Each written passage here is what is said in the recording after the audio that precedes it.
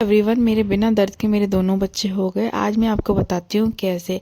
तो गाइज़, मुझे भी नहीं पता था कि एपिड्यूरल करके कोई इंजेक्शन आता है, एपिड्यूरल एनेस्थीसिया करके, जो कि कमर पे दिया जाता है, यानी कमर की रीढ़ की हड्डी पे दिया जाता है। ठीक है।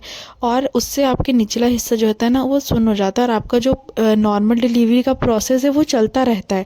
लेकिन जो पेन आते हैं ना, वो पेन हम लोगों को समझ में नहीं आते। और जब आपका बेबी का हेड डाउन हो जाता है, तब आपको पुश करने को बोला जाता है। तब आपको थोड़ा बहुत, मुझे इतना ही दर्द हुआ था जितना कि मैं बर्दाश्त कर पाऊँ, मुझे ज़्यादा पेन नहीं हुआ था। मैं झूठ नहीं बोलूँगी, मुझे नहीं पता, सबका एक्सपीरियंस अलग अलग होता होगा, पर मुझे ज़्यादा दर्द नहीं हुआ था।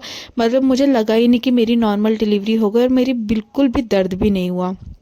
तो ये है एपिड्यूरल एनेस्थीसिया, जो कि आजकल कहा जा रहा है कि पेनलेस डिलीवरी, की बिना किसी दर्द के हम लोगों की नॉर्मल डिलीवरी हो सकती है। और मुझे दोनों बच्चे मेरे ऐसे हुए। आप सोच सकते हो आज की डेट में जहाँ पर सी सेक्शन इतना ज़्यादा बढ़ गया, वहाँ पर ये कितनी बड़ी बात है कि बिना पेट कटे, बिना दर्द सहे नॉर्मल डिलीवरी हो गई। ये बहुत ही बड़ी बात है मेरे लिए।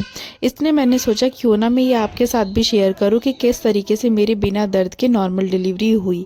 तो अगर आप में से कोई भी प्रेग्नेंट है, वो भी अगर आपका नॉर्मल डिलीवरी का प्रोसेस पूरा है ना, क्योंकि इसमें एक चीज़ जो मैंने नोटिस करी है ना, कि शायद से, मुझे कंफर्म नहीं पता, लेकिन शायद से ये उन्हीं लोगों पे सूट कर रहा है जो लोगों की पूरी प्रोसेस हो रही है नॉर्मल डिलीवरी की, उन लोगों पे लगाया जा रहा है, ताकि नॉर्मल डिलीवरी का तो पूरा प्रोसेस चलता रहे लेकिन वो दर्द उन्हें ना सहना पड़े।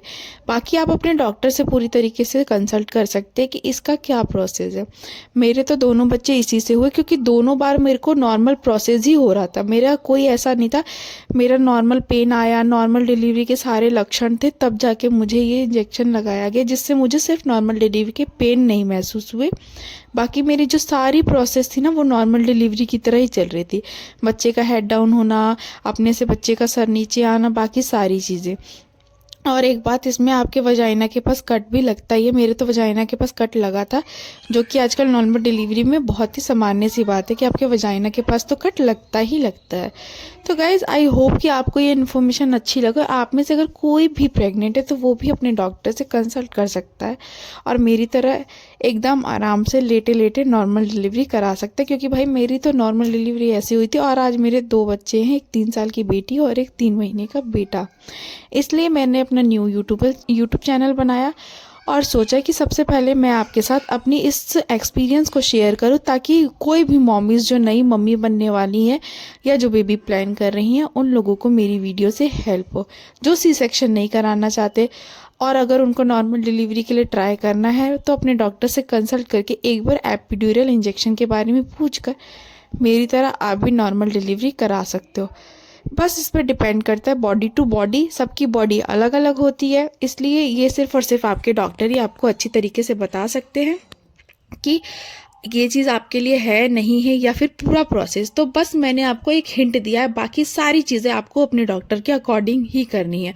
आपको अपनी मनमाजी नहीं करनी। क्योंकि मेरे साथ एक चीज़ थी, मैंने कभी भी अपने डॉक्टर की बात नहीं टाली।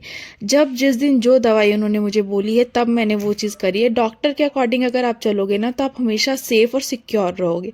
इसलिए सुनो सबकी सबकी सलाह लेके आप अपने डॉक्टर से उस चीज़ के बारे में एक बार बात करके देखो। अगर वो चीज़ आपके लिए अच्छी होगी तो आपके डॉक्टर उसको ज़रूर आपके लिए मतलब बताएंगे। इसी तरीके से मेरे डॉक्टर ने मुझे ये चीज़ सलाह करी, जो कि आज मेरे लिए बहुत फ़ायदेमंद हुई और उससे मेरे 2 बच्चे भी हैं और मेरे लिए बहुत बेस्ट जन रही। तो आई होप गाइज आपको वीडियो समझ में आई और अच्छी लगी हो, तो चैनल को सब्सक्राइब और लाइक ज़रूर करना।